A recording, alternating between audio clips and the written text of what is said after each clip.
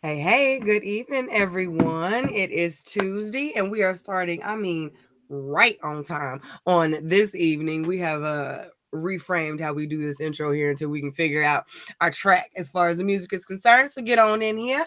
Get on in here. Get on in here. If you have a few moments, go ahead and tap that share button first for us for the one time so the people know that we are already in motion on this evening. Okay, so go ahead, hit that share button for us for the one time, and then get comfy and cozy in that comment section. Drop in your city and state for us, please. That is how we know where you all are tuning in from, where your mama in, where your cousin in, where your people are, all that good stuff that lets us know just how far and wide this here show reaches on a week-to-week basis. Okay, so we appreciate you for first of all hitting that share button and letting your main line know where you are getting your entertainment on this Tuesday evening, and it also by dropping your city and state, that gives me and Win a little more insight into where y'all are tuning in from. So we do appreciate you very, very much. I am looking for your post so that I can share, so that I can stop being distracted like I do. Mainline note. uh, I just huh? tagged, I just tagged you. Thank you. Thank you. Here we are. Beautiful. Love it when a plant technology, it works sometime. Right. Works when it's beautiful when it works. It is. It is. All right. So, like I mentioned, y'all, we know that it is this beautiful Tuesday evening. We also know that many of us are on spring break. All right. So, congrats to y'all. Whoop, whoop, to spring breakers. If that is you, we fully understand that you might have some out of the ordinary things to do on this evening that might pull you away from us. We get it. Okay. Don't even worry about it. No hard feelings. We appreciate you for hanging out for the time that you can. But we would like for you to come on back. All right. We implore you to come on back when you get a few moments. Excuse me. That way you can catch the replay and tag on into the comments and your thoughts and your feels and bring your people back with you when you catch that replay, when you do have the time to fully indulge in the awesomeness that is tonight's show. And to do that, we invite you to tap in with us on all of our social media channels because we are out here, y'all. We got all kinds of different ways for you to chat with us. And you can do so by y'all going swipe left, swipe right, whatever your device needs. So you can get that screenshot and drop that into the group chat. But go ahead and search and like and follow us on YouTube at The Scoop Show, on Facebook at Real Scoop Show, on Instagram at The Scoop Radio Show. And for those of you who cannot watch us live all the time, you can tap in with us on your audio options via SoundCloud by searching at The Scoop Show. Hey, SoundCloud, welcome. Thank you. All right. So, yes, please go ahead and drop that right there into your group chats. Send it in the text, all that good stuff, and let your people know this is where the good convo lives. All right. We do thank you. We do thank you. And this good convo that I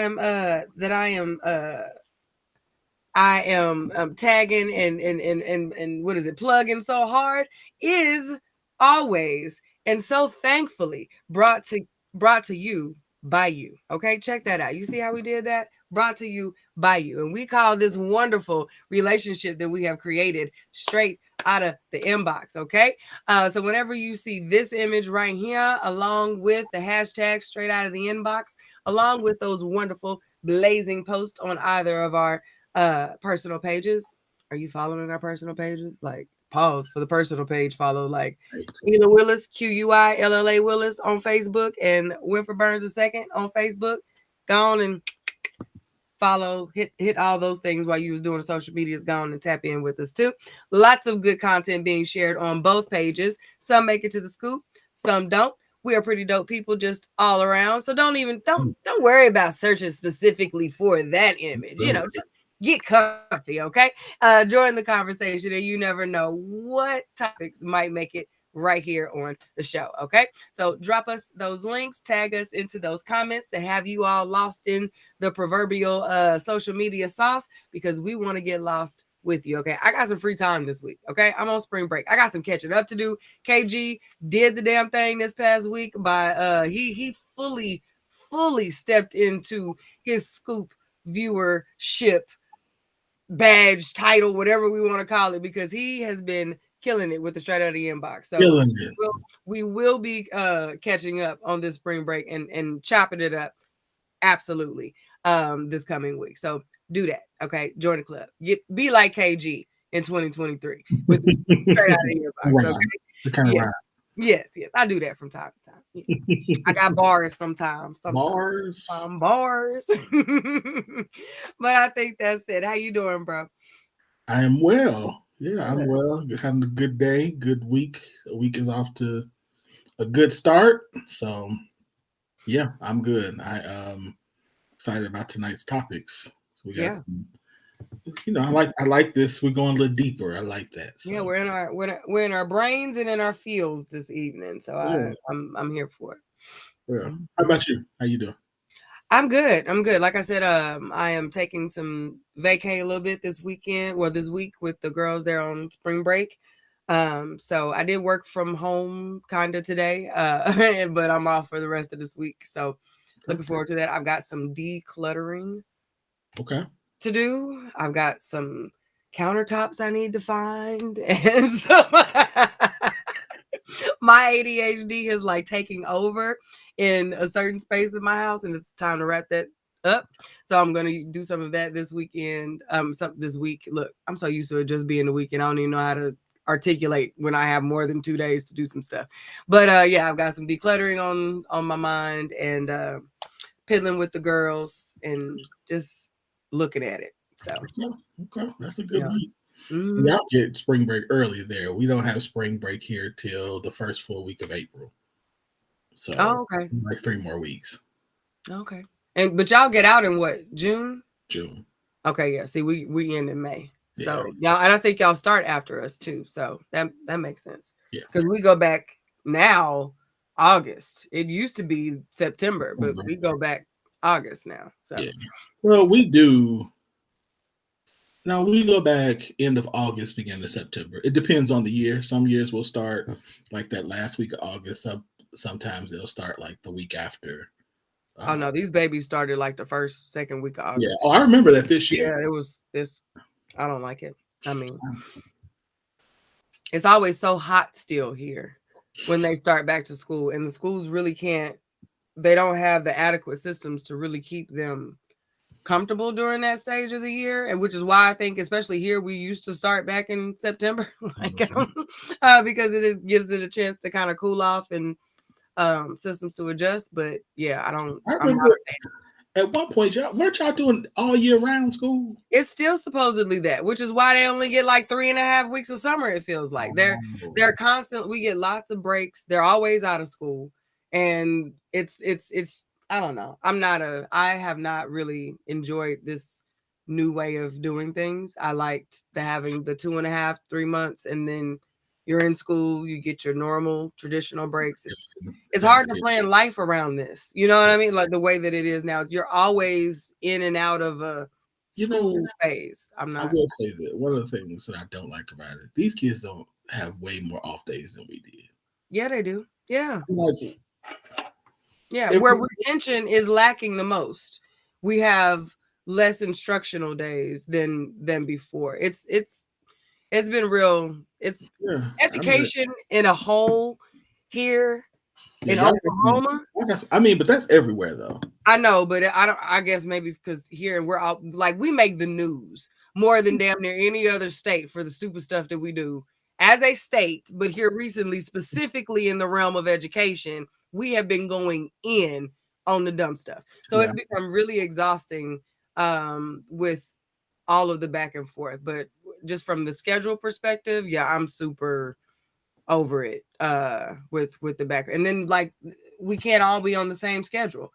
All Oklahoma schools should take the same like big breaks. Spring break, Christmas break, summer breaks, those breaks should align because every student, especially now that everybody got this free choice and all these other schools, like they're single families that have multiple district households. So there are times where Naja's out for 2-3 days before Amaya's out, or vice versa, and it makes no sense.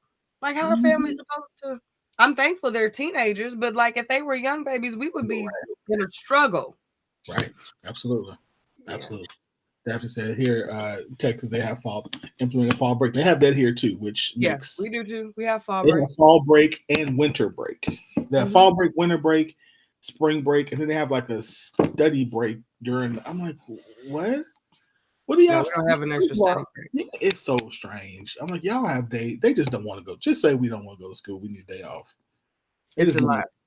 Because we get like we used to in school, we used to get for Thanksgiving break or like our fall break. It used to be we would get out the Wednesday before Thanksgiving, and then we'd go back to school that Monday. These kids are out like for almost a whole week for Thanksgiving now, and then Christmas break is damn near a month, and spring break is it's they're out for like 3 weeks. They go like college. Yes, they're But we didn't get that many yet. In college, you get a fall break.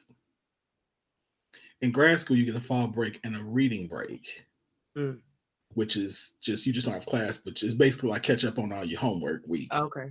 And then also like prepare for finals type stuff like that. But yeah, for college, I can see that being advantageous. Oh yeah, in grad school, it's very advantageous. Very advantageous. All right. But they doing too much with they off more than they own, and it shows in these scores and stats and all of that. I don't know what y'all doing. All right. Anyway. Yeah, let's go ahead and get into these topics. Well, we didn't have this list as a topic, but since the question was asked, I guess we got to go ahead and talk about it, huh? Which one? About the Daphne. I didn't see that. So many people are upset over what Ciara wore to the Oscars. Some say she's with her husband. He's fine with it, and so should those who are upset. Some say leave something for the imagination. As wife and mother, she shouldn't have worn that. What are your thoughts? Do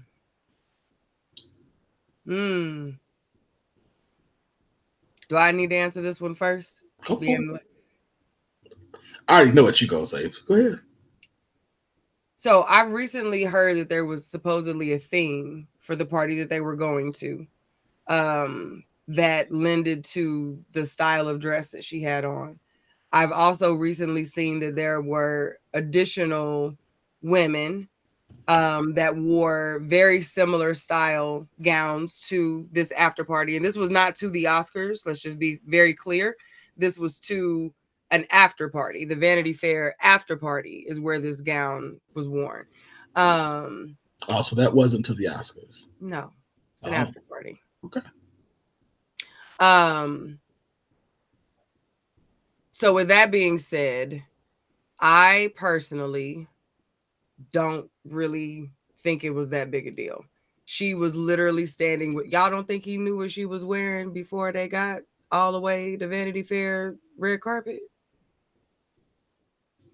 He loves pause. I think this also kind of gets out of hand when these types of stories grow, when people don't follow a couple aside from when they trend. So it makes everything seem like these are only the things that happen in a relationship. Russell Wilson is gaga over Ciara. He literally fawns over her and like loves all of the sexiness. She ain't never got no damn clothes on at the house. If you watch the videos, she's in the little bitty shorts and the tights and all of that other stuff. He loves her like that. She's always before Future, when she was riding it and Owen all on the cars, and she used to have the baggy clothes or whatever. But when sis grew up, before the baby and before Future, when she was doing her thing, sis has always been naked. She likes her body. Her body is amazing. If I had Ciara's body, I would be naked all the damn time too. Sorry, y'all would be sick of me, okay? You would get all of this body, yada, yada, yada. If mine looked like hers. And if I moved it like she moves it, y'all would be sick of me, okay? There's a reason why God made me short and not like that, okay? Because, yeah. Anyway, With all of that being said, I can still understand why people are like, I might not have worn that, but you're not her. Again, we're not her. What we would do if we looked and moved and had what she has might be a little bit different. But I don't think she's all of a sudden like respecting and doing all of this extra stuff for us. I don't believe that at all. They are grown. They are married. They did the thing that they were supposed to do before marriage while in the courting stage, and that's beautiful. But y'all do know that is a pregame, right? Like after you get married, like all that shit's supposed to go away. Like, okay, we good now. We in here. Vows have said. We in the bed. It is not defiled. We Gucci. Now, however, they agree within their marriage for what their modesty, what their respect, what their limits and boundaries are going to be. As long as they agree to that, I have no say so to that. I think if he was with her and he was good and they had a good time, I think they looked beautiful as they usually do. So no, I think we're just mad that Ciara is happy, that she is loved, and that she is in the situation that she is in, so she gets to show up like she gets to show up. And I think it makes a lot of people very upset because they were upset she made the decision of getting with Future and then letting him impregnate her, and then it didn't work. And now, how dare she get a do-over with a Russell Wilson? How dare she? And I really, really feel that is a lot of the root of it. Now, if it's just simple, you don't like the dress, okay, cool. But then I don't need to see 4 and 5 page paragraph post about how you just don't like the dress. It's deeper than that. If that's the way that you're showing up when these types of things show up, in my opinion. That's just after watching this relationship and the ebb and flow, I can't really get razzle dazzled about what the people say about them. It has to be something way bigger than this because I think that it's usually rooted in much more than just whatever it is that we're talking about. Sorry, I was going to soapbox about this because we do way too much with women who end up doing better. I'm gonna say this. I don't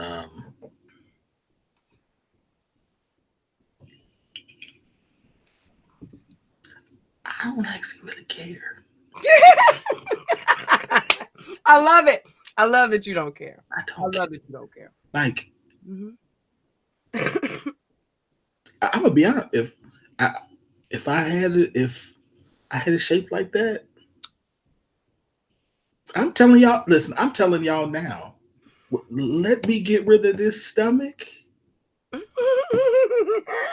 so let me get rid of this stomach and this, like, yes. we're not gonna be talking about me. Why is Pastor wearing tight shirts like that? Because Pastor has a 6-pack and a chest to wear it with. Listen. I'm gonna be walking around here making them jump, talking about some watch this. Please don't. I'd rather not the TikTok. I'm gonna y'all see bicep and tricep and shoulder cut, the cut here and I don't care. I don't care. Yeah. I'm wearing. Listen, y'all know I don't like skinny jeans. I'm wearing skinny pants so y'all can see all this quadriceps.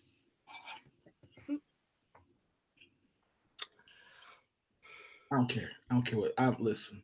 If that man is fine with his wife wearing that, now I don't know if you saw my response was that I asked. I posted the question. I asked because it was a lot of, to your point, a lot of ladies who were don't talk like this about y'all just talk about this, but because Ciara, because one letter. I'm not arguing that. My question was so. Where in the course of relationships does a person get to have that conversation? Because I asked what conversation? The post I asked, what kind of conversation are you meaning? If they don't like what their person's wearing. Oh, because I posted the question. So, ladies, if you don't like something your man is wearing, do you tell them, or do you just say like it's the same thing that you would say like, "Does your body do what you want?" If there was a lot of ladies like it doesn't matter, just let her do what she wants. I'm like, well, I think in a relationship, your husband gets just to say what he wants. And so a lot of ladies were like, well, no, just let him do what he wants. And I'm like, No. I don't think that's accurate. I don't think it's accurate that your man going out here, and I don't know if I put it up like bulging and wearing stuff that and you just gonna be like, well, he's grown, let him do what he wants. I just don't buy that. So outside of that, I don't have I don't care. Russell, Yeah, Sierra, do you? You asked when do you have this? I think within the realm of a relationship, you can always have thoughts and have conversation about what your significant other is wearing. Yes. I think that's a consistent conversation. I think it also we have to be clear about it's a conversation. Exactly. I think a lot of the times when we start to debate these things, it gets very much into a dictate. I said you can't, I don't want, and that's just the end of it. And I think, and we all know in reality, that's not how it works among grown people, not just women, but men and women. People who are of a certain age have a feel a way about how they look and what they wear. So there's a conversation that has to be had. I think where this gets to me, where I start to check out is we assume that they didn't. They didn't. Yeah, absolutely. You know what I mean? Like we go so hard as though like she just showed up. He was like they met there or something. You know what I mean? Like they had no conversation about what she like. So to me, that's why I say it's bigger than what she's wearing. No, I agree with you. I wasn't even moving on. I don't care about that. I'm with you there. I'm just that's what I love how everybody's like, it doesn't matter what let him. I'm like, no, let's pull some of that in because that's not true. Now, to me, the goal, the caveat of that is to find someone who aligns with the style that you like to wear. I would not want to. I don't like to be naked all the time. I don't want my booty and I don't want to be out like that. I don't like the attention. I feel uncomfortable. That does not align with my personality. Yeah. You know what I mean? Even with all I said about the whole, if I look like Sierra, if I look like her, I might have a different opinion about what that attention brings. However, this is me. The me that I got don't like it, okay? So if I were to get with a man who constantly wanted to and pressured me to be this opposite of where I'm most comfortable, then we would have consistent conversations about what I'm wearing, and that would create a problem for me. So have a partner, choose a partner who aligns with your style of dress. You know what I'm saying? And then you'll be fine. I wouldn't wear that out. Of course you would, because that's not what you were wearing. Your man would you would never have this conversation. Why? Because that's not you, and that's not your man. Like somebody asked me. Somebody was like, "So would you let your woman go out like that?" I was like, first of all, if you're with me, I'm a pastor. So let's come on. Like right. You already come on now at the house. Do you, baby? Do you? Right. Leave the thong thing and Lillian put that part on. Just put the fishnet thing on. Let's go. Put the fishnet thing on.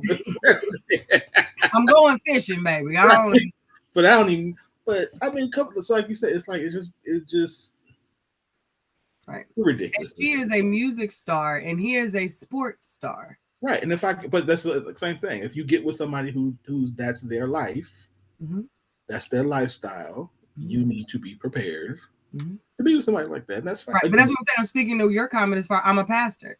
It would be inappropriate for Jamie to show up in a fishnet and thong situation to a church event. That's not appropriate. But when you are going to a Vanity Fair after party as a whole ass R&B star and a super football player, like that aligns with your lifestyle, the image, the all of those things. So like, why are we acting all razzle dazzle about this beautiful couple out having enjoying a night on Oscar night is beyond me. I don't know. We got to unpack that. Why we have such issues. I think your point is pretty accurate. We don't like it because it's Sierra. We don't like it because it's Sierra. Because again, I'm not gonna say so. I'm not gonna go so far. I saw some things like because she's black. No, I won't say that. I think it's because it's Sierra. Because it matters to us. It looks like that because she's the only one of all those women who showed up looking like that we probably know or care about. Yeah, that's why we're talking about it. And I think I'm like because Rihanna wore something like that, and we had something to say about Rihanna. It's like, or we somewhat had something to say when Rihanna wore it. So I don't think it's just because she's black. I think it's because it's Sierra. I think we have an issue. They are ours. With These Sierra. women are our. They're our culture, our community, and we have connections with them. Right. While I saw the image of the other women who were also damn near naked, I don't know who none of them were. Couldn't call one of their names. I'm gonna tell you, when I saw them, I said, "Who that? Who are these people? What they do?" It showed a good comparison. It was a good. I saw the point that was attempting to be made. Yeah. Because if you were to look at the totality of those invited and attending the party, you would have been like, "Oh, okay." And then when you find out later on there's a theme attached, oh, right, okay. We've been watching Coachella costumage for the last couple of years, and I never paid any damn attention to Coachella until Beyonce did it. So again, our culture has to be introduced to something before we even care about it. So them other three chicks on that image, we don't know or care about. But Sierra is the one who showed up and razzled out because she also looked better than all of them bitches. Okay, so. You know what I mean? So yeah, that's why we're talking about it. In addition to all the other layers of the conversation we like to have about Sierra. Now, here's I didn't watch the Oscars. I didn't either. Yeah. But I'm gonna say this: what I did see that was disappointing. Mm-hmm. I saw when Jonathan Majors and Michael B. Jordan was standing on stage. Did you see this? I heard about them doing the "Hey Auntie" and saying that they love you to Angela Bassett, but I didn't know if they had a shtick that they had going on during the. Talking about what the man had on. Oh no, I didn't look that. Jonathan Majors looked like Frederick Douglass out there with some white crew socks. So I was like, did he have white crew socks? It's like brother. Now I gotta Google. I got to go to my Googles. I was like, brother, you come on, brother. That was the one thing that was about the only thing I saw was this. I said, this man got on some. I was like, they were white underneath. They weren't. I thought they were on the outside. They were just white and shown. I was like, no. Yeah, I don't know if I like that very much. Yeah, I was like, no, this is your time, sir. This is your time. That's about all I saw of it. I'm not a white sock person for outside the house most days anyway, though. Like those are my run around the house socks. But if I'm out of the house, I probably got on a black sock. It depends on what you got on. But for that, I was like, no. I wouldn't have done the white socks with that situation. No. Oh yeah, wow. No. This is giving it's giving costume. It's giving role. I was say look at Frederick Douglass. I was like, maybe he's going for the Frederick Douglass look or something because that's that era. That's that era of suit. Yes, it is. I'm not a fan of that look, but Jonathan Majors has overall been killing it for me lately. So I'm gonna give him been killing it. That's why I was like, no, this is the moment, sir. Come on, but hey, him pretty, so I'm gonna let it be. I bet. All right, let's go. Yes. All right, this is last minute edition. Ads. I don't know if you saw this part, but now no, that look lets you know. No, I didn't. Yeah. So we were just talking right before we came on about this one. So we were talking about, I didn't know this, that Tyler Perry and Byron Allen were in the running to be the next owners of BET. Mm-hmm. But now, according to the Atlanta Constitution, Diddy is now a part of this, is now running to be on BET now as well. Go ahead. What are your thoughts? I'm still gonna go with Tyler on this one. No. So originally, before I knew Puffy was thrown in the mix. What is his name now? Love? Is he still Love? Because maybe they're off by calling him Puffy because he ain't been Puffy in a long time. Well, now that I think about it, I think he's Love now. But anyway, Puffy. I'm not interested in him running BET. I'm not. Diddy, although I know he gets stuff done in the business world, I don't take him very seriously. He gives show on and off stage, and that's off-putting from a business perspective to me. I think at this point, I know I've heard people and I see people, speak to the ethic and the how hard he goes and he never sleeps and he does all this and the da da da da. And I think that's cute and it sounds good. And and I'm sure that there's work that happens, but the way that he shows up, that we see, I just don't buy it the way that I would really wish that I could, considering he's been in our faces for as long as he has. And I struggle with that. I really, really, really want to be like, yes, it's like, you know what I mean? But we just hear so it's hard for me to really go all the way with him. On most things, not just this, but for something as important as BET, I'm really just like, I'm gonna need to know a little bit more before I'm even gonna be willing to entertain it as an option. But Tyler and Byron did kind of pique my interest. And I think I was telling you before, I think Jasmine Turner had a really good post where she was explaining it, where Byron it's the conversation is that Byron he's the owner of a weather network. He already owns a network that is a weather-based station, has been for quite a while now. That was the last time we honestly, I believe, heard from Byron Allen on this side of the world. So he is also trying to purchase BET alongside Tyler Perry.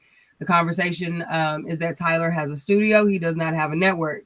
Byron has a network, which means he might have more know-how and be more successful in what he does if he were to hold it, as opposed to Tyler.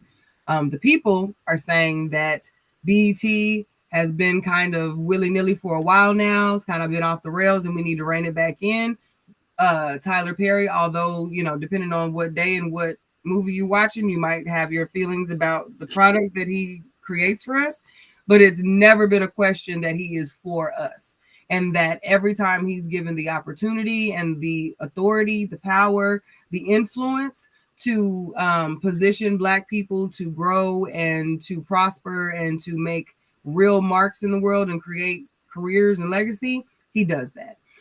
So for something as important to us as BET, for me, I would much rather see Tyler Perry bring that one on home.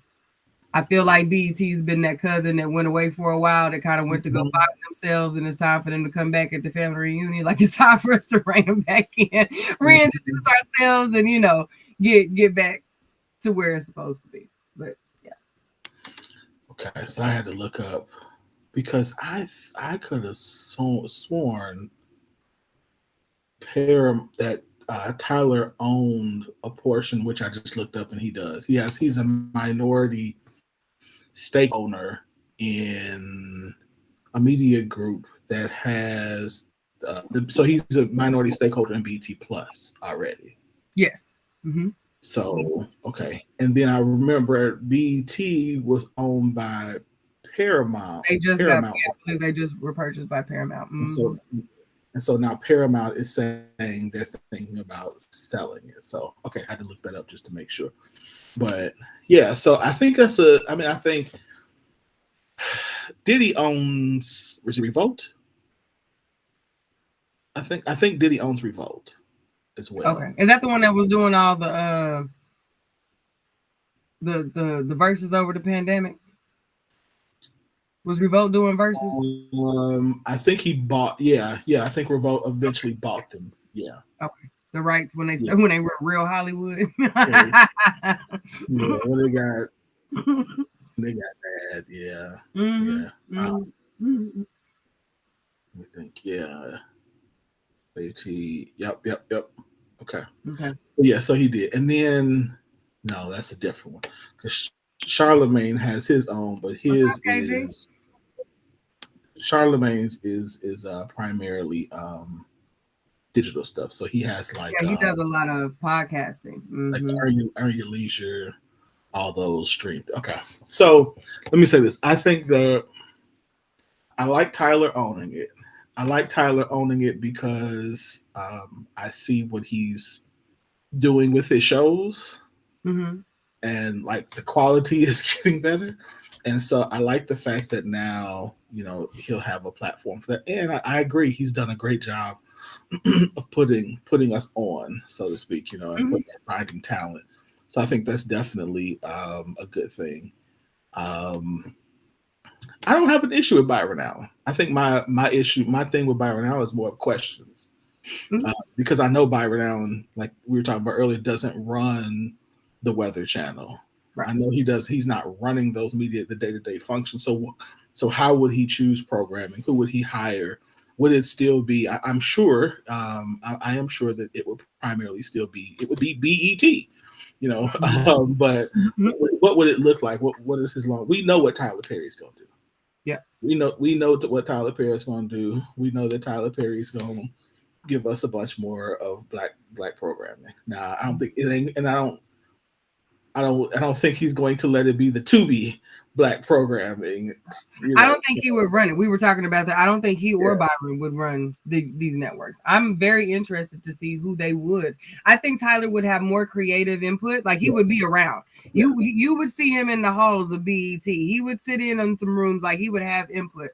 But I don't think he would, with all the other stuff he has going on. It wouldn't make sense for him to stretch himself further by now leading BET. You can own a company and not be yeah, the CEO. Like that, those two things don't have to be. And so I would be yeah. very interested to who he would put in those I'm gonna spaces. be honest. I think for at least the first year, Tyler would be in there. Well, yeah. I mean, I'm Yeah, not saying he wouldn't. I'm just saying I don't think the long-term goal would be we're gonna see a no, bunch of Medea like sisters like no. programming. You know what I mean? Because I think Uh-huh. even he recognizes that there is a job, there is a demo that digs that, and there is a demo that does not. And Yeah, you cannot rebuild not the whole BET network. solely on that type of program. And hell, the people that enjoy it, I saw Candace wrote a whole ass post breaking down every character to the show that I've seen her watch for like 3 years faithfully, loves the show, but she is sick of his ish when it comes to these characters and this, you know what I mean? So I think if you want to stay successful, you got to be willing to hear Yeah, that other absolutely. side so you can continue to get better. You know what I mean? But I'm looking Mhm. at Duvall and Kadeem. Duvall is taking off as Mhm. an actor Yep, based on on that role on yep. Sisters, and then now Zatima and his name on the Somebody asked me. They thought it's like they not together in real life. I'm like, it's a no, television. Shh. no. And Kadeem will You kick got a over whole, Zatima out the you whole got a frame. whole wife. They Yeah. were. That's not his wife in real life. I thought I was no. Mm-mm. But he is killing it in that role. I don't even watch the show, honey. But I know I low key know what's going on behind what Deval and Zatima got going on. Like them, it's a beautiful thing. So he's proven Yeah, to have something. He sees it and then he grows it. So I think if we can copy paste that into some other areas, BT could possibly be something really, really good. that would be really good Again, for them to figure out. I mean, even like to develop this a stronger bench and yes. give more. I think there's a lot of things that could. Yeah, yeah. Yeah. I think a lot of things he could do. So yeah, it's gonna be interesting to see what happens. Mm-hmm. Mm-hmm. It's interesting to see what the man I'm here does. for it. I'm rooting for you. Yeah. All right, let's keep it moving. Let's keep it moving. Uh-oh, where you go? Where you go? Where you go? I can't read these little small things. So if it's the wrong one, sorry. What's this? Yeah, it's the wrong one, but okay, we're gonna go with it. Okay. All right. The meme says your choice in a partner impacts your daily habits, relationship with money, relationship with family and friends, mindset, physical health, mental health, and overall well-being. If you have someone that makes your life easier, appreciate them. If you're still in search of someone, choose wisely. So I ask the question, when picking a partner, do you think about these other areas of impact? So let me give you just also some understanding. Context, background.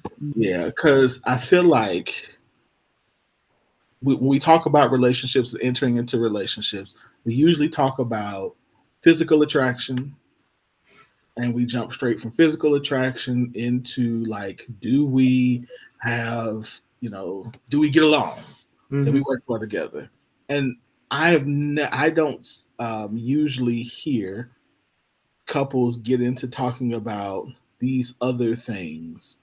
how it affects your mental habit, your mental health, how it affects your daily habits. I've never heard somebody talk about daily habits when choosing a partner. Like I've in all of my years of coaching, counseling, I've never heard that come up. So it made me wonder about, do people actually think about this, or is it just something that you kind of, as you're relationshiping, it just kind of comes up when you realize either it doesn't work or it is working, and you start to think about why and what would happen if we thought about this up front. So that's the background behind why I posted the question. It's a very good question. It's a very good question, and it is one that I think you just kind of you gave a very good. That context was very good because this to me sounds like when I think we show up with this towards the end of a relationship, when we realize I don't know myself. This is not how I want to be. The result of this, whether it's because I don't want to be here anymore, I don't like it, whatever it is, or now all of a sudden I see what I didn't see, whatever. It ain't giving what it used to give. And now I see that I don't like how I'm moving and I don't like it. It's icky.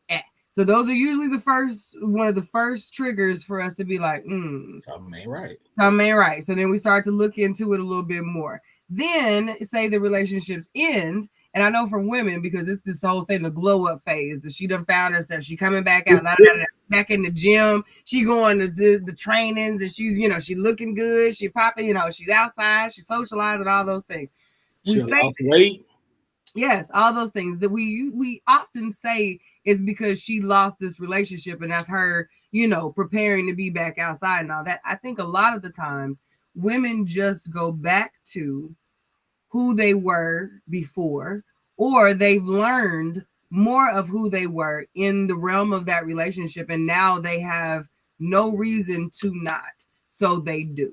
And then they establish or continue the habits, the lifestyles, the whatever, all those things that we listed before. They now know them better than they did before. So that I think it is something that we do think about moving forward, and usually later in life. When we're younger, oh yeah, that first list that you talked about, absolutely. That's it. We don't know how important our daily habits are, how we feel when we come into the home, when we realize that we're sitting in the parking lot for 30, 45 minutes instead of going inside because you just need some quiet, or you just need to wait a minute because like those things, you can't fathom that young, new.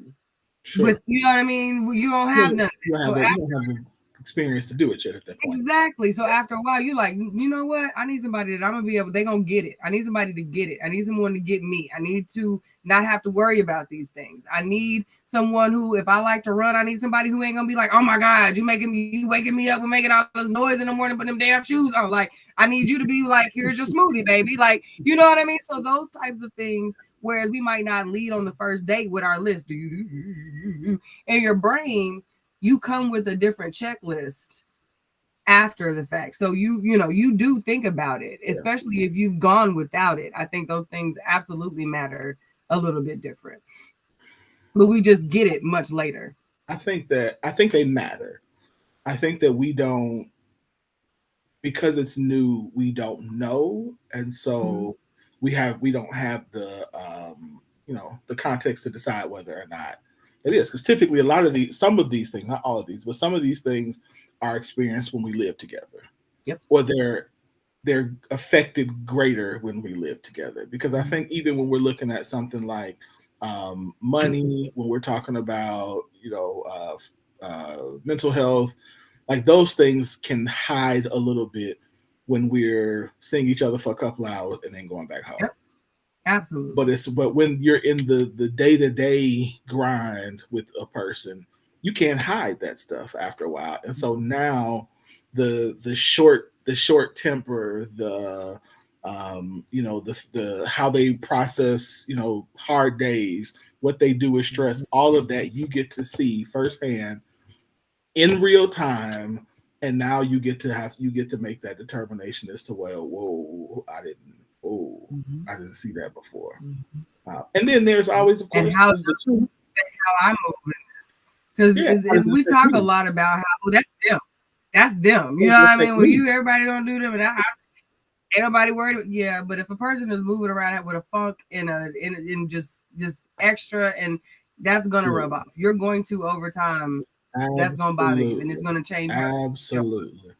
And so I think that as I thought through this, I was like, okay, so how can we do this differently to maybe get the chance to see? And I started thinking about like I've been watching a lot of like the motivational self-help type videos and stuff. And just thinking about like, okay, talking with the person who you're dating about like their morning routine. What is it? Just noticing what is your normal morning. I've never asked the person, hey, what's your morning routine? I've asked that before. I thought, what's your morning routine? What do you do in the morning? What do you do? Like, I know, like with having a sister who has a complete different personality. Yeah. My sister growing up, when she wakes up, don't talk to her. Like, she needs her moment. She needs her time to not to be by herself and all. So I knew that there were people like that, but I think to live with somebody like that is different. Because mine is most days I'm up and I'm on 10. I'm ready to go. So how do you function well in that space with that person, and how does that affect you? Does it affect you? And then how do you go from there? So I think, what's your morning routine like? What are things that you need through the course of days? Do you need time alone? Do you not need time alone? Like, I think even just asking those questions or sitting back and watching how they do their gives us some insight. But again, you really can't see it until y'all live it. Until you live Which is why I am a big proponent of not waiting until you've like become legally bound to each other to really find out about each other. We've talked about this for years. The reasons like that, like this conversation, are the foundation for why I'm like, nah, player, ain't gonna be no signing on no dotted lines until we first sign a lease. It's much easier to get out of a lease than it is out of a how you? Let me pack this up, call the people. I can write a check and be out that lease long before. You know what I mean? Like, no, because you're absolutely right. Morning routine, like all those things that. And it sounds so minute, you know what I mean? But it is not. It is huge. It is huge. I was listening to something, a clip the other day, probably a few weeks ago, and a woman was like, the therapist said there are two types of people. There are people who eat in the bed and people who don't. Like snacks and chips, like they can veg out in the bed, and there are people who absolutely would never even think about it.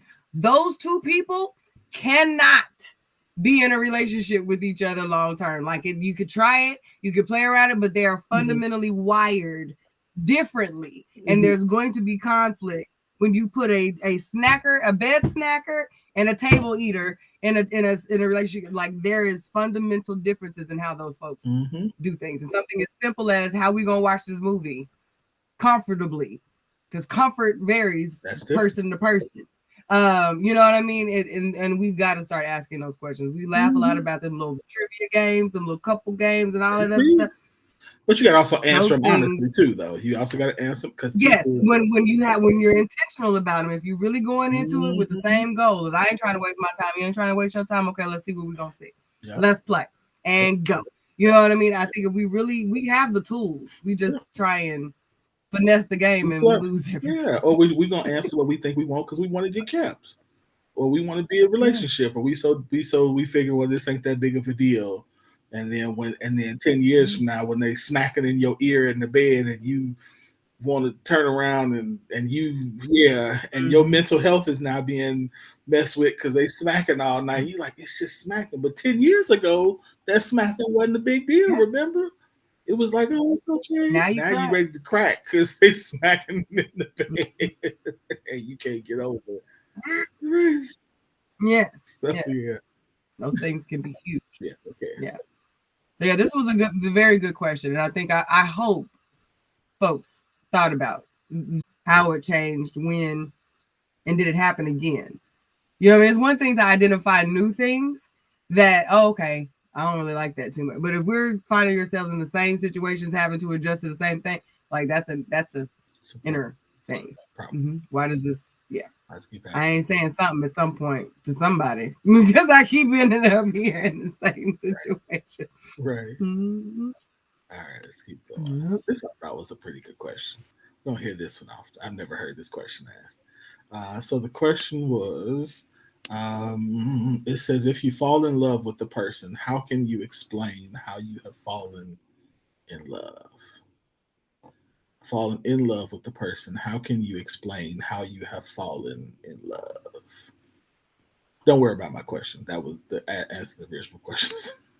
Because I did have another. I was like, well, how do you? And then I thought about like, how do you? Is it possible really to fall out of love? So anyway, yes. Let's talk about it. Yes, you've heard some people talk about. You know that. Well, I know the answer. Well, let me say this. I know that a person can fall out of like. I know a person can fall out of love with. That's the okay. So what I'm trying to say is, I think in my experience, I've experienced people who have fallen out of love because the person who that they were in love with was not the person who they really were. Like you fantasize that this person was going to become this person and they never were, and you were in love with the idea of who this person was. They've never been like that. And you never really loved the person who they are. Do you think that there are people who were truly in love with the person that they were loving and they felt you don't believe that they can truly fall out of love with the person who they knew and were in love with? I think in most, I'm not saying it cannot happen.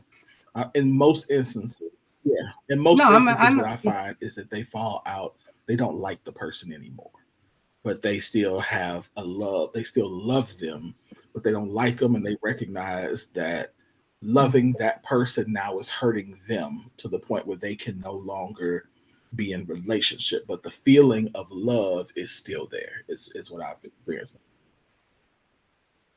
Right. I think we don't use enough words to express this, because I think we can fall out of the in love feeling with a person. You can love a person unless they do something like super egregious and like where there is harm, true harm done. And again, in love with somebody who right. But I think there's right. So, but I think there is a level of, you can find yourself where I love you, don't want harm to come to you, wish you the best, but in this romantic space, I have fallen out of that space, and now it is a different level of love that is here that's different than before. So yeah, I think that would be my answer to your other question, as far as the out of love. I think people fall out of in love and go into a different care space a lot of the times. But I also won't disagree with what you said as far as who we fall in love with in the first place may not always be that person. And when we realize that, then it's that's a different level of understanding that comes, and now you have to adjust based on that. So yeah. So to the question, is how do you describe falling in love with the person? I think we do that all the time. I think we just discredit it as mushy. We talk about all the things that get us, that make a person special and stand out differently than everybody else all the time. But then we give it, that's cute. No. Yeah. Even when our person tells us that, sometimes it's dismissed. Well, not dismissed, that's the wrong word, but it isn't given the weight. It isn't noted in the same way that some other heartfelt conversations might be given when a person is falling in love. If it's not a big production made out of it, with the candles and baby, I just want you to know you've come into my life and changed the way I look at the whole world. You know what I mean? So like, if you give one of those types of situations where it's been prepared and gone deep and all that, then a person might be able to see it. But I think we tell our partners in little subtle ways throughout the fall. Like as we're leaning in, we do communicate, oh, this is different. This is nice. Okay. Huh. Oh, is that what we're doing? Okay. I see what you did. I like that.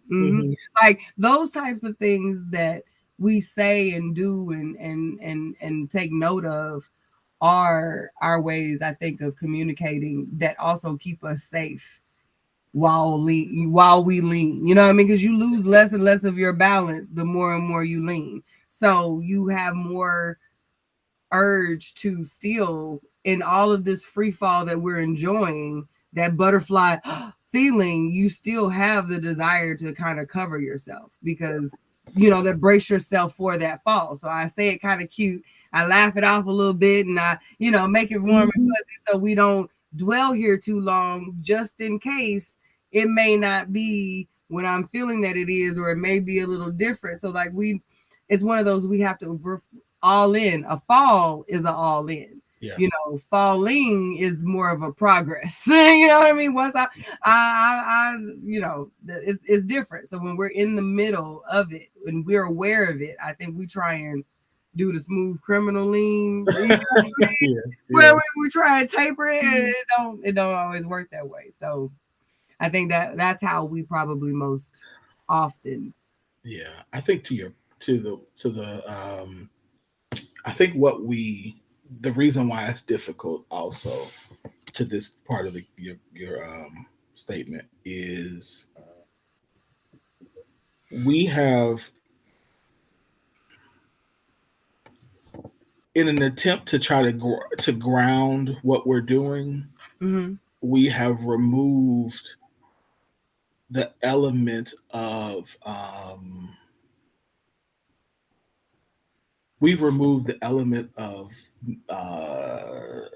magic of, you might call it romance, but I'm gonna call it that. That thing that's the fairy tale. We've removed the fairy tale aspect of what it means to love somebody, to the point where we're trying to always name it and make sure we're okay and protect ourselves, just in case, that this idea that there is no fantasy, that there's no fairy tale, that at all, now puts us in the place where we can't do that, because now I got to make sure I check all the boxes because I don't want to get hurt, and things like that. And I think that's problematic. I do think that it's beneficial for us to be in both places at the same time. Like, you can have fairy tale and be grounded at the same time. You can say this feels really good and get caught up in it and go, okay, but let me check myself to make sure I'm not not moving too fast. You can do both of those. And I think sometimes we're not letting ourselves do that. And because of that, we don't get the opportunity to fall. But we're so busy trying to catch on to something, so we don't too fast. So I think that's the error in what we're doing.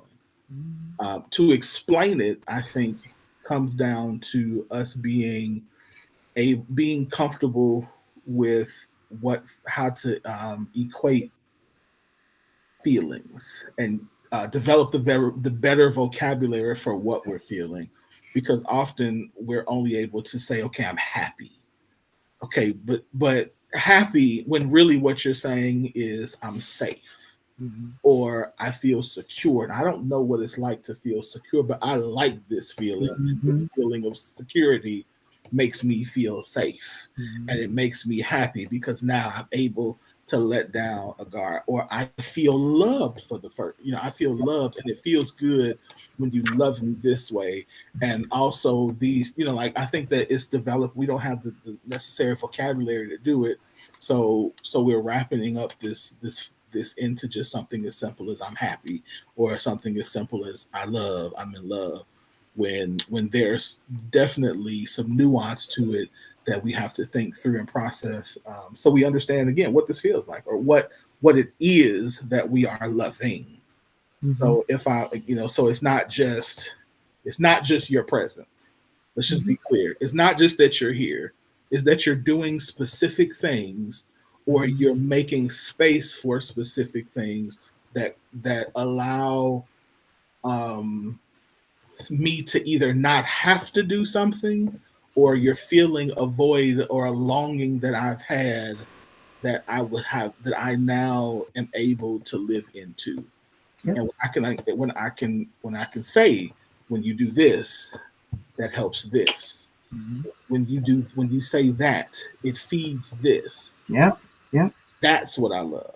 I love that with you, I don't have to be. With you, I don't have to. I can relax and take. I've said this to. I can relax and take off my pastor. Mm-hmm. I can Mm-hmm. relax and be myself in your company, because now I know that you still will honor that part of me, but not force me to play that role when I'm with you. And still, when I put it back on, when it's time to go back out there, I'm good. you're like, I'm good, because I love not only him as a pastor, but I love his humanity. I like who he is when he's at home. And so I think we have to be able to get into those nuances so that the person we're with is able to properly, Love us. properly move. Partner with us. Yeah, Yes. absolutely. Yep. I completely agree. And, I think we've been talking about vocabulary in relation to our relationships for the past few weeks pretty heavy now. Mm-hmm. I think our ignorance, and ignorance is not being used in any shady way in this, but our ignorance to a lot of emotional language is creating so much discourse within relationships we actually want to maintain. Mm-hmm. And that has become kind of scary because we're a lot of the time saying the same things, but simply because it sounds different, we're not paying it any attention. Mm-hmm. We are completely dismissing it. We are trying to convince folks we don't need it. And it's like, did you Google it? Did you, like, Webster's is out there. It's for everybody. Like, the word is clear. The definition, they even give you examples of how it's used, like real world ways that you can copy paste. Oh, that's what that means. Like, so it's so interesting that we are at this point where everyone knows what we need, but we don't know how to communicate it. And those who are learning the language to say, oh, this is called vulnerability. This is called safety. This is called security. These actions create these feelings. When they say this, it means this thing happened. This could have been the cause that created this effect. And they're, oh no, that ain't it. They just want, oh no, they just don't want to listen. And I said no. Like, listen, y'all, this frustrates me so. How we're dealing with each other. We were having the conversation about gentle parenting. You know what I mean? Oh, we on this gentle parenting thing. Have y'all Googled what the word gentle means, or the premise of gentle parenting? No. We haven't done that. We just think we ain't gonna discipline the kids no more, and everybody, the kids gonna run the houses. Like, we have not done any real work into even trying to talk about learn anything about the things that we're saying. No, we don't want that. Because I can guarantee you, just about any person who would look up some of these words, you do want your partner to feel secure. Right. You do want your partner to feel comfortable with you. You do want your partner to be okay with being transparent and vulnerable with you. You do want them to feel a level of transparency where they can be their goofy extra. A high level. You want those things. So to act like, oh, we don't need that, it's too much, just extra. No, these are the things that you too want. You might not know it, but you want these things. I do wonder too, and I think, are we gonna talk about it? I think that post is in here tonight. We talked about no, so I posted. I posted something this week too. I asked the question, like, at what age did you know you were too old for? I saw that, and I think that's part of the problem. Part of the problem is that we are loving. Yeah, you and I both about okay. So at our 37 to 40, 37, 38, 37. 37. I'm 39. Are you 39 now? Yeah, I'm 39. I will be 40 years But old. you're 37. Wait, we're in the 30. You were just 30. First of all, you were just 32. Let me start there. You were anyway. 10 years ago. I know, but that's just how long we've been doing it. We've been doing this. Yeah. Okay, so I think we are trying to. We are in our 40-year-old selves, but we're still have the mentality. We're loving people with the mentality of our 18-year-old selves. Because my 18-year-old self approached relationship as I'm good, I don't need anything, I'm strong, I can just power through it. My 43-year-old self says, sir, you need help. Your back is hurting. Like you cannot do all of this. You can't manage. Like I was able to manage 18-year-old stuff well, and I can manage 43-year-old stuff well, but to the extent of that I need to do it. No, you can't do that. There are some things that I need. There are some things that a partner does for me that I can't do by myself, and so at 43, I have that. Whereas at 18, it was just I just want somebody to look good, who we could have fun, who we can make nice looking babies, And that was whenever we get to that point. That was it. That was it. So you're saying that at this age, we're still attempting to have relationships with our 18-year-old, with the energy of 18-year-olds, knowing we need to grow that up to match what our 40-year-old selves need. With the mentality of our 18-year-old selves, and not maturing to the place where, because at 18 it wasn't cool to say I get weak. Yeah. No, I just wanted to clarify the At 40, it's like I got high blood pressure. Look out! I need somebody to help me with some stuff. Yeah, I think we wait until. I think we do it. We just don't lead with it. I think we're still like I think right now, because at the 40-year-old stage, we still feel like we got a little toe in the water on the other side. You know what I mean? We feel like if we find that right person, we can still have a whole lot of fun, and then we can rub each other down at the end of the night and it'd be okay. You know what I mean? So which I mean could very well be true. You know what I mean? But I know that's not the bulk of it at that point. No, it's got to be we have to learn to switch that over and then claim it, because to your point, at this stage in my life, I'm absolutely identifying with.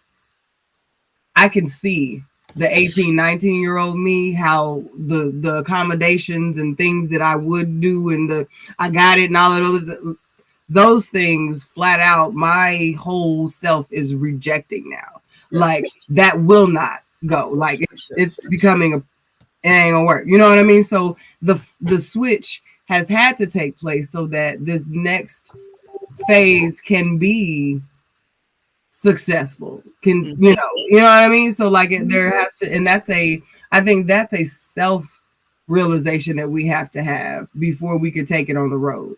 If you're secure that that's what you are, this is who you bring to the table, my gout, my high blood pressure, I got to be in bed by 8:30, or you are not going to want to see me anymore. You know what I mean? Like leading with those things. I'm not out here in the streets. It's one or the other. Either we going to eat or we going out. You know what I mean? Like one of those types of things. If you know that about yourself, you need to say that about yourself. You know what I mean? If you know, right. Because that's where we are. Okay. Sometimes where it's one or the other, sis. We might do this on Saturday and maybe this on Sunday, but we're not kicking it all night like we used to kick it all night. This body don't do that. This brain don't do that. This energy, this patience don't do that. You know what I mean? So we just have to, we have to have a level of honesty with ourselves and demand it of ourselves for others. You can't just be this honest to yourself when it don't matter. Like you got to be able to take that on the road, because your boundaries are cool until they're tested. That's the whole thing. That's the whole point of boundaries. You put them in place for the times when it's going to be hard to put your foot down on a thing. So your truth has to be the truth, regardless if it's just an inside journal to yourself in the mirror thought, affirmation mode, or if you are having to confirm that thing out loud to somebody else about, oh no, that's not, we ain't doing that. and wait for the adjustment to take place. You know what I mean? That's a standing in your truth. Mm-hmm. That's a, being honest about yourself and letting people show up for you or say, no, okay, I'm not going to do that. But when we do those, when we can stand like that, that's when we start to live that free, this is me, I'm going to be me, I'm doing, you know what I mean? That's when you see these happy, free people. That's what happiness looks like. Because my truth is my truth no matter who I'm saying it to. And that's goals. You know what I mean? And I think we'd all like to say we're there, but we're not, or we wouldn't stress the way that we are. Mm-hmm. There's very few people, I think, who have mastered that level of honesty with themselves so that they can be that level of honest with other people. Right. Right. All right, let's keep it moving. Let's see what's next. I think this is probably the first one that I was supposed to do. Listen, I put the agenda up and it stays in that corner literally until we're done.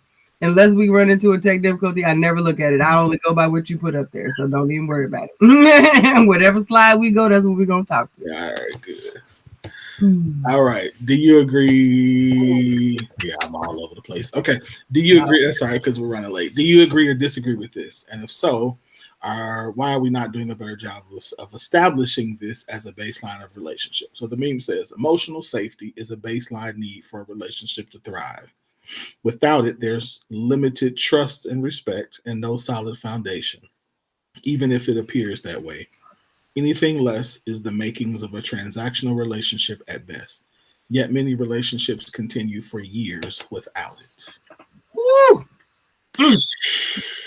Yeah. They are stomping all around the building. Yeah. Anybody who's paid a copay for a couch can understand the word that is pouring out on this here message. Yes, sir. Yes, sir. If you know the love of an emotionally secure stability, Jesus. Yes. You done listen to one too many Sarah Jakes stuff. Now you starting to.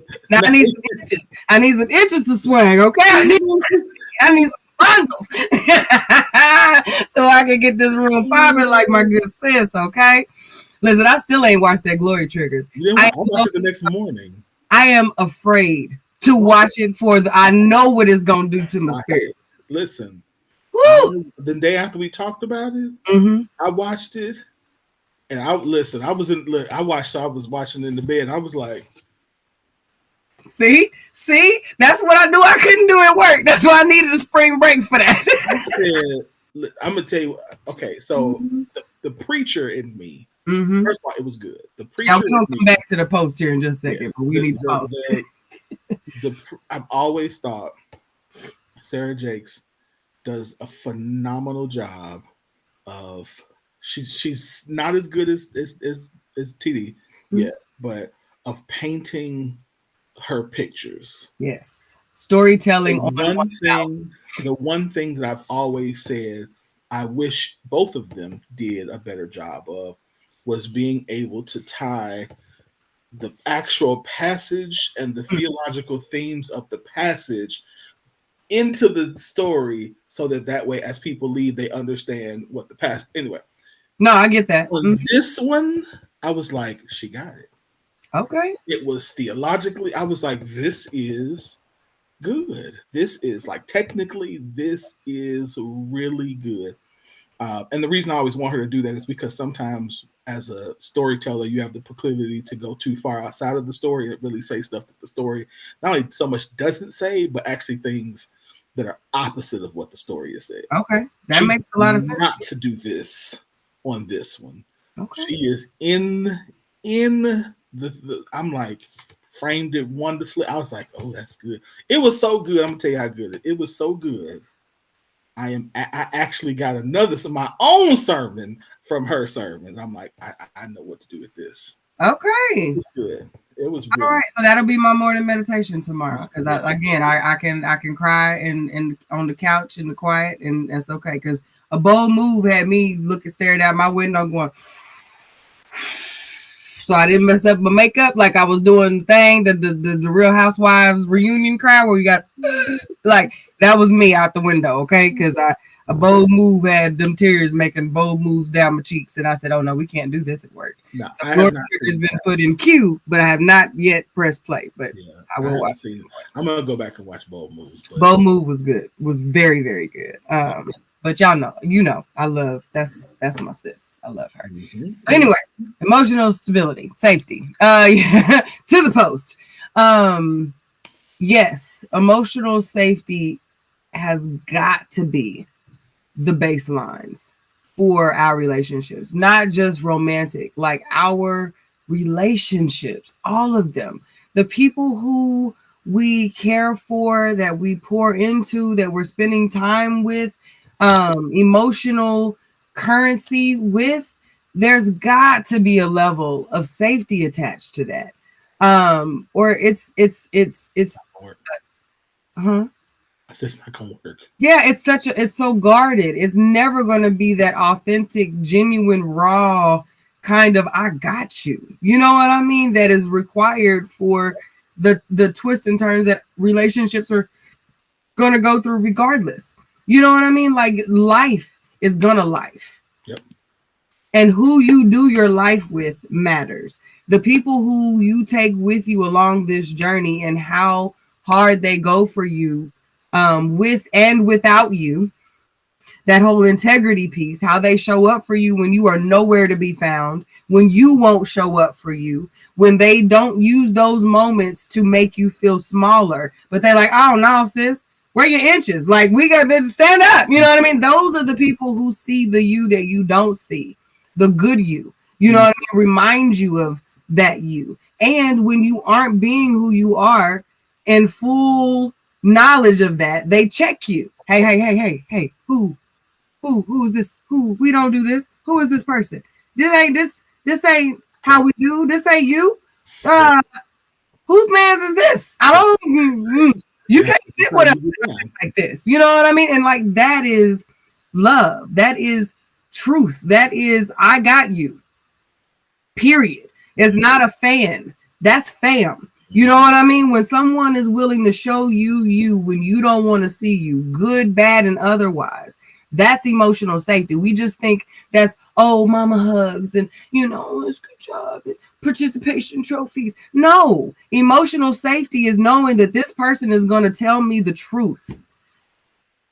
Period. Because I need it. And they're going to do it because they love me. Y'all have been hearing me say for, 10 years, easy. You cannot have tough love first without having soft love. You have no established level of relationship if you have not shown someone I got you. Yep.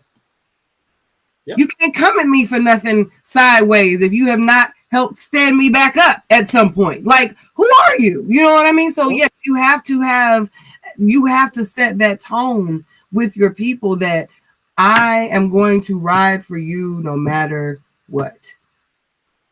Period. When you right, wrong, or indifferent, I'm gonna check you because we don't do this consistent. Like, we ain't gonna just flail out of here because we have a standard of we're excellent and that's how we roll. But your people are gonna love you for who you are and require you to show up for you. They gonna come find you. They them daytime in the flashlight people. They ain't gonna check on the strong friend. They gonna pull up on the strong friend. Them your people. You know what I mean? So yeah, emotional safety is having the hard conversations, you learning the words. Right. Having somebody to say it, that's not the right word. Like what you're saying and what you're doing does not match. And not just saying that, but actually saying, now let's do the work. Yes. I'm gonna help you, but you got to let's do the work to figure this out, because the way, like you said, the way you're showing up is not what you're saying. Yeah. So if you're saying you want to be, whatever, then right, whatever. Hey, let's this is what we got. This is what we got to do. Yeah. And I'm not going to reject you for it. I'm going to sit here and I'm going to give you the space to do it. I'm going to give you the help. I'm going to help you, give you the tools, help you with the tools. But this is your work. Yeah. This is your work. And let's do it. I'm going back. I'm trying to remember exactly. Did we cover all the points of your? of the image, because we done went about Sarah and some more stuff. But anything less without it, there's limited trust, respect, and most of it even appears that way. Anything less is negative transaction. Oh yeah. Okay, yeah. Yep, we got it. Yeah. So why don't we do a better job of test? So go back like with the same as the previous question. Like again, we're not looking. Are we really looking? Are we saying before we say I love you, I want to be with you. I want to spend the rest of my life with you. Are we really? I want to use the word testing. Are we really measuring to see does this person have the capacity to be an emotional safe place for me? Like, is that again, just think like, are these thoughts that we're asking, or are we limiting ourselves to really basic things, not bad things, but we're limiting to basic things. And so maybe this is why our marriages are not working. I think we are limited to the realm of our experience and the experiences we've been the most adjacent to.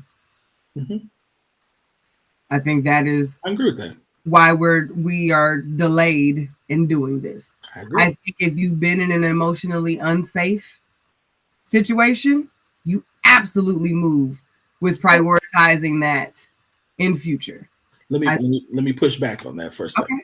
Okay. Pushback is, so then why don't we? Because a lot of us, I'm gonna say a lot of us grew up in homes that were emotionally unhealthy.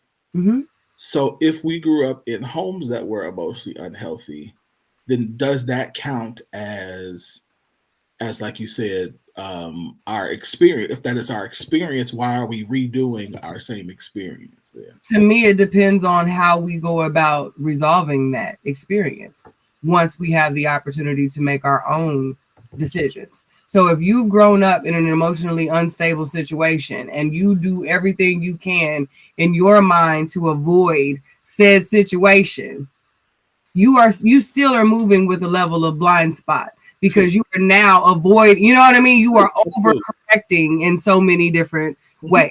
You know what I mean? And sometimes we see it as, oh, that won't be me, or that wasn't my thing. You know what I mean? So you have to still be accountable for how you go about your resolution. So the reason why I say, and that was still happening to someone else.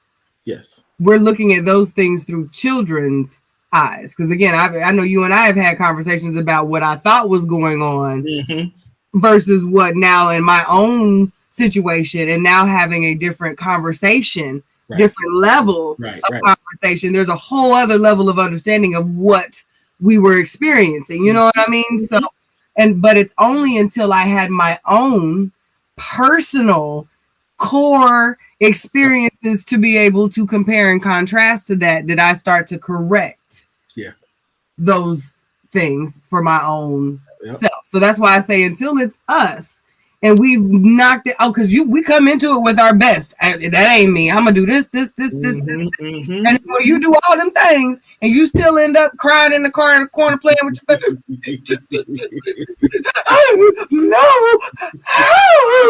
no, you having that cry. You know what I mean? Now you looking at your list a little bit different, and you are going out of your way to make sure those things are not done all over again. So, and some of those are life. I think some things some things are just life. But I just same thing. I don't think that sometimes we're thinking about these things. And here's the bigger one. I don't think that as we are in our day-to-day relationships, we are even thinking about how to address those. We don't have the skills to address them. So if I feel emotionally insecure, then how do I actually address that to the person I'm with? How do I name what it actually is? Right. I had to tell a man the other day. He was explaining to me what was going on, and like he was like, I just tell him. And I said, sir, let's just name what this is. You are being abused, are being emotionally abused, and this is what that is. And so like I'm giving and the reality of that was like, it's hard. It's hard to hear those words. Yes. Naming a thing grounds you in a different way, and it can completely change how you solution a thing. Because a lot of the times we will completely deny certain language simply because we know that it's going to force us to do something different than what we said we'd ever do. Because you ain't gonna call me and I just sit here and take it. Like, no, we're gonna change this because if that's what we calling it, if this looks like this. Oh no, we ain't gonna be doing. That's not me. You know what I mean? And so, yeah. When I said that to him, I said, now you have to use that language with your partner, because now if you use that language with your partner, that forces her to have to respond to that, not what you were saying before this is. And it was just like, whoa. And I said, and then you have to think of yourself. Would you, if this were physical abuse, would you stay? And he was just like, oh, okay. So I think, to your point, that's the benefit of having, of calling a thing, but also then being able to say, now that I know what this is, I now know what I need to adjust. I know what skills I need to learn, or we need to learn, in order to make this relationship stable and secure. And that is scary. That is extremely scary. Very. Especially when you are making that realization before your partner is.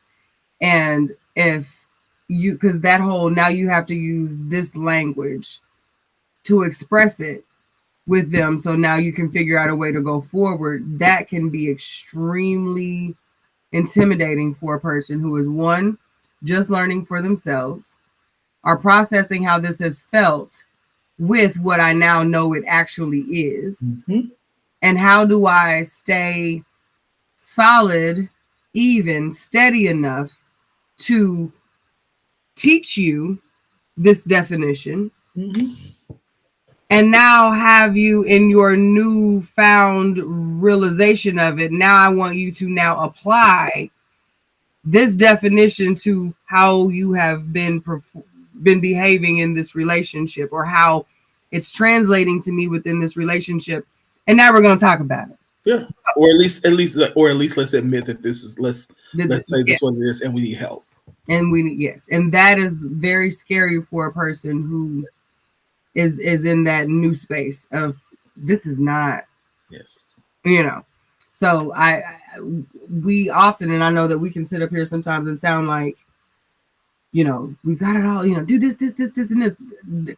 On this one, especially with the conversation we had earlier about us learning these new words and having to teach others these new words when we really might not fully grasp it all and are trying to reconcile it all.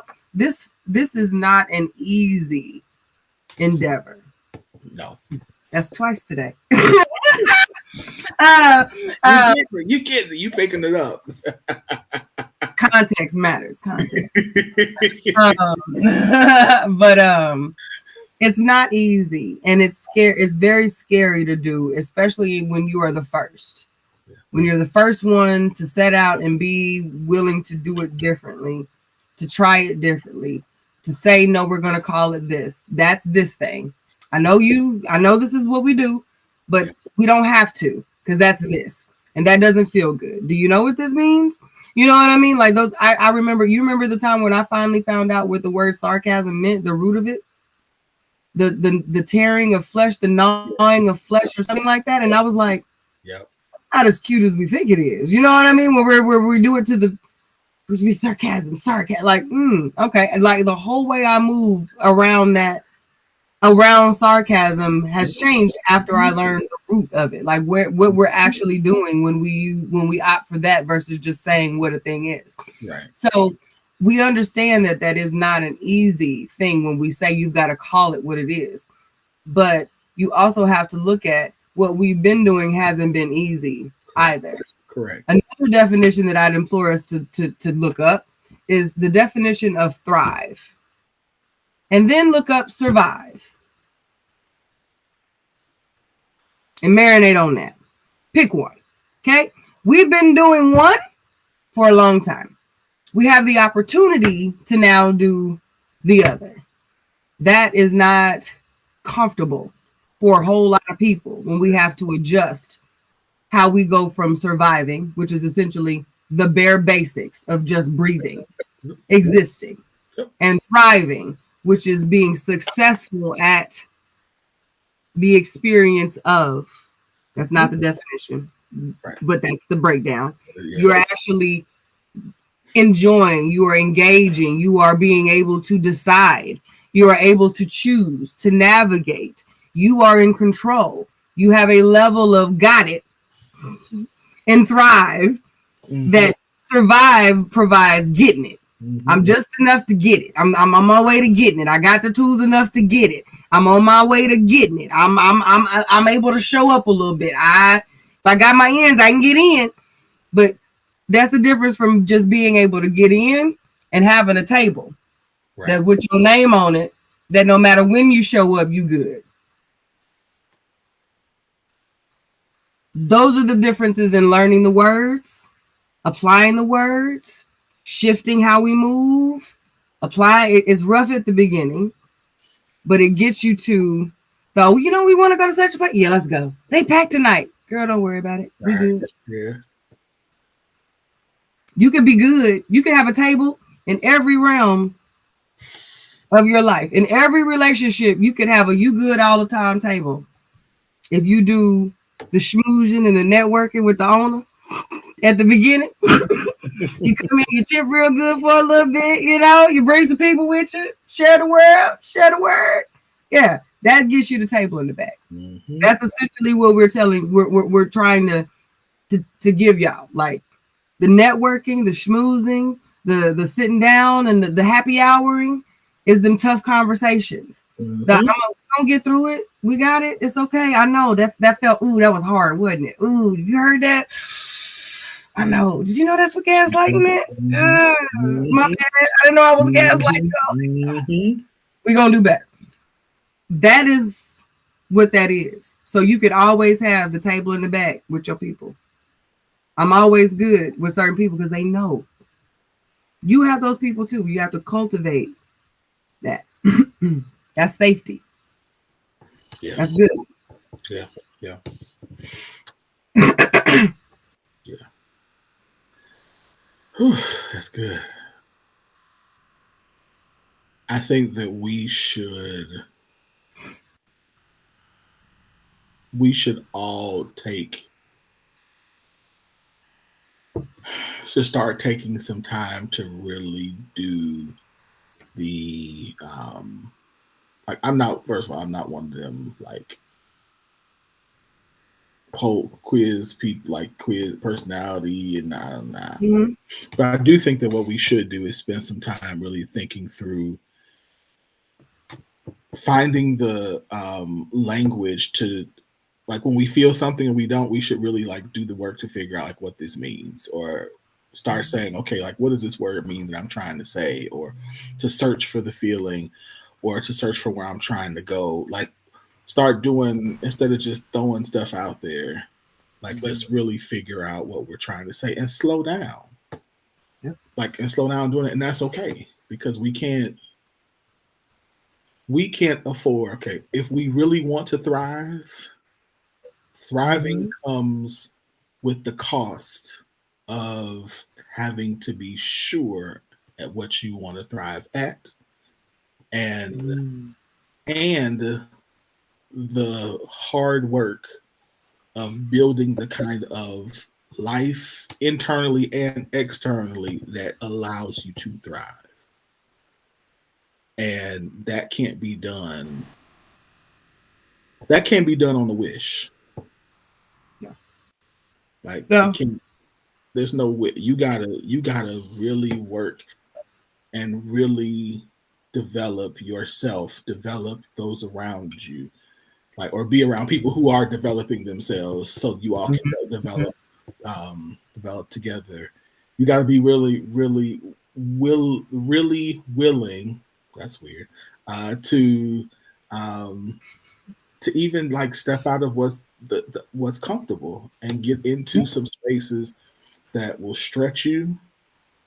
Some people who have to have the space to call you out, and Mhm. you have to, but that will develop right there will develop the emotional maturity that will allow you to become the type of person where other people can become emotionally secure with, because we are demanding for people to be safe spaces for us, not realizing that you can't be a ticking time bomb for other people. Mhm. So if that's Mhm. what we want, if we want to thrive in the area of relationship or any area, we've got to start doing the work to figure out where am I at currently as opposed to where I want to be. What Yeah. kind of development in me do I need to do, not other people? Like in my relationships, Mhm. what do I need to change in order to be the man that can lead a relationship into the thriving zone? What kind of Mhm. disciplines do I need to get? Do I need to get rid, or do I need to add? And what things do I need to get? Disciplines do I need to get rid of that will allow Mhm. me to be this type of person, so that my partner, my children, my community, my co-hosts, my business, like all of these things are able to thrive and understand that if you're going to ride with me, we're going to thriving, and that's Yep. going to require a certain amount of participation on your part. Mhm. So I think, And grace.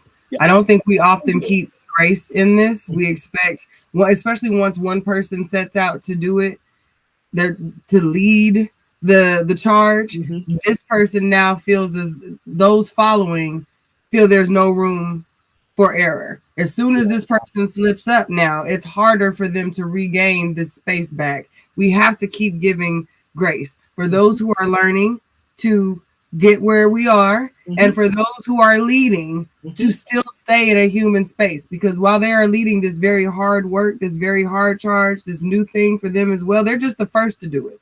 They're Yeah, not the only, they aren't the last. They are still learning right along with you. There may be 2 steps ahead of where you might be. So there's got to be a room for a stumble there, and mm-hmm. you still keep trying. You Yeah, still stand up. You know what I mean? Because that's part of the thing that we have. I feel is the root of so many of our male female relationships right now, especially us.